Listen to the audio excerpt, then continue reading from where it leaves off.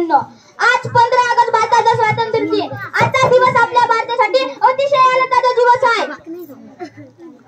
15 August 1947 रोजी भारताला 15 August 1947 रोजी स्वातंत्र्य मिळाले। त्यासाठी आपल्या देशातील महापुरुषांनी आणि क्रांतिकारकांनी आपल्या प्राणाची आहुती दिली। त्यांना स्मरण करण्याचा आजचा दिवस आहे। भारत देश इंग्रजांच्या गुलामी विरुद्ध होता। अनेक वर्ष गुलाम सहन केल्यानंतर इंग्रजांच्या अत्याचार सहन केल्यानंतर भारताला शूरवीरांना स्मरण करून त्यांच्या कार्याची आठवण केली। पंडित जवाहरलाल नेहरू, मंगल पांडे, भगत सिंग, राजगुरू, सुखदेव अशा हजारो क्रांतिकारकांनी आपल्या जीवनाची रांगोळी केली। लाखोंनी आत्महत्या पुरुषांनी मैदानी मालिकांनी तुरुंगात मोकळा गेली। इंग्रजांचा वार जेला तर कधी छातीवर गोळीबार केला।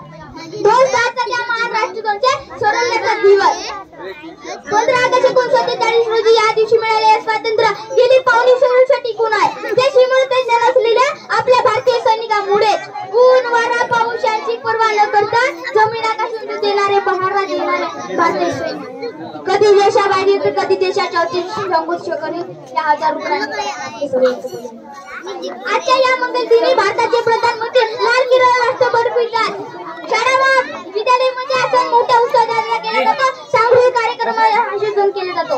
शपथ दिल्याला जाणारा घोषणामुळे पूर्ण देश वातावरण होऊन जातो। परंतु स्वातंत्र्यानंतर भारताने काही क्षेत्रात खूप प्रगती केली। भारत हा विविध नटलेला देश असून विविधतेत एकता ही भारताची वैशिष्ट्य आहे। परंतु आपल्या या सुंदर भारत देशात अजूनही काही समस्या डोकावत आहे। म्हणूनच मी एक निमंत्रण करतो, आपण एकत्र येऊन त्या समस्यावर मत करूया आणि आपला देश मान देऊया। एवढे म्हणून माझे